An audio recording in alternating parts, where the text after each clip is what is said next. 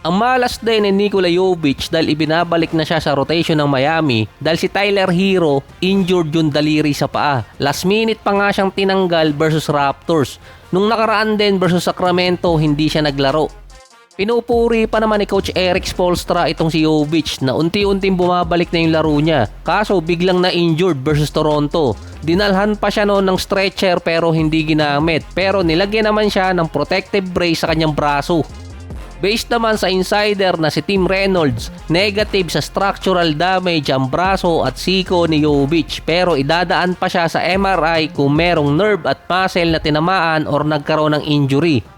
Sumasakit yung siko ni Jovic after nung alanganing bagsak niya pero wala naman sa report na na-dislocate ang siko ni Jovic so malamang nerve or muscle yung tinamaan dun.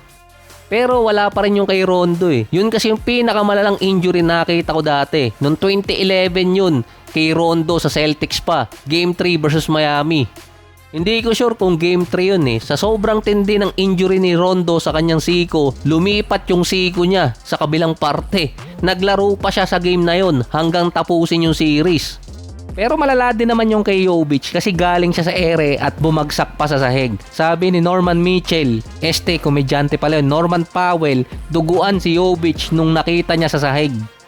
Siguro naman kung kaya ni Rondo, kaya rin ni Jovic. Nasa 5 sunod na talo din ng Miami, bumaba sila sa East. Nawala yung advantage din ng Miami dahil 5 sunod na talo sila at ngayon nasa 1-2 game behind sa number 4 position pa rin. Ang Boston Celtics naman, 2 sunod ng talo pero number 4 pa rin sila sa standing.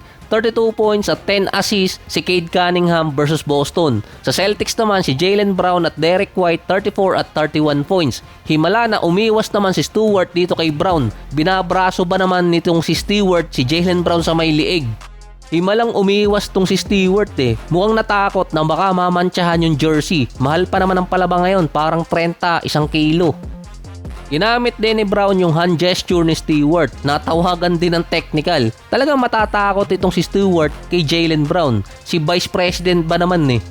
Based naman kay Brown, nagbibiro lang naman siya kay Stewart. Kaso technical pa rin. Si Jason Tatum naman ongoing pa ang recovery sa kanyang Achilles tendon injury. Sinabi ng Celtics, hindi nila pipigilan si Tatum na bumalik ngayong season.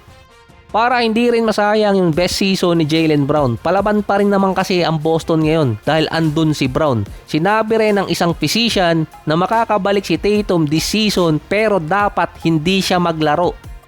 Dahil hindi pa rin 100% na nakaka-recover itong si Jason Tatum. Kahit si Coach Joe Mazzulla hindi rin re-recommend pero mukhang tinatamaan yung ego ni Tatum dahil kay Jaylen Brown. Kahit makabalik kasi si Tatum, delikado din na baka lumala ang injury niya dahil wala pang 12 months na nakaka-recover sa kanyang Achilles tendon injury. Kahit sabihin pang advance yung medical ngayon.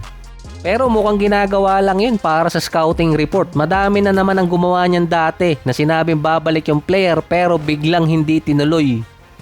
Nanalo din ang Denver Nuggets sa kanilang home court mula sa overtime kontra sa Rockets 128-125. Huli pa silang nanalo sa kanilang home court November 9 na wala pa sa Denver Nuggets yung isa nilang key player si Peyton Watson.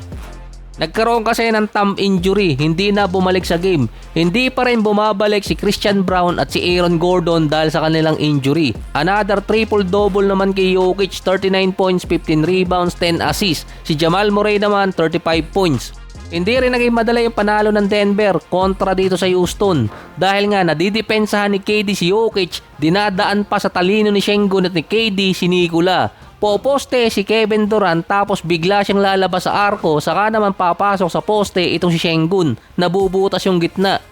Hindi na rin malaman ni Jokic kung sinong babantayan sa dalawa, si Kevin Durant na threat sa 3-point area or kaya itong si Şengün na threat naman sa loob. Sinusupalpal pa ni KD yung ibang mga tira nitong si Jokic. Nahuli rin naman ni Nikola yung galawan ng dalawa kaya nagkakaroon na rin ng ipitan si Jokic at itong si KD. Sinasalubong na lang niya si Kevin Durant kapag nagkakaroon ng pick at switch itong si Şengün at si KD.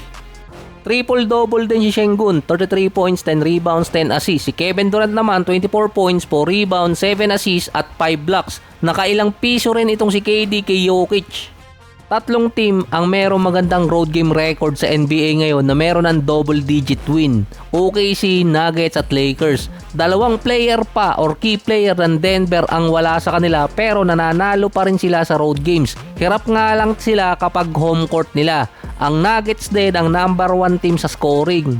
Pero parang hindi napapansin dun si Jamal Murray na best season niya ngayon. 24 points, 4 rebounds, 7 assists, 50 and 44%. Kaka 50 points lang din niya nung nakaraan.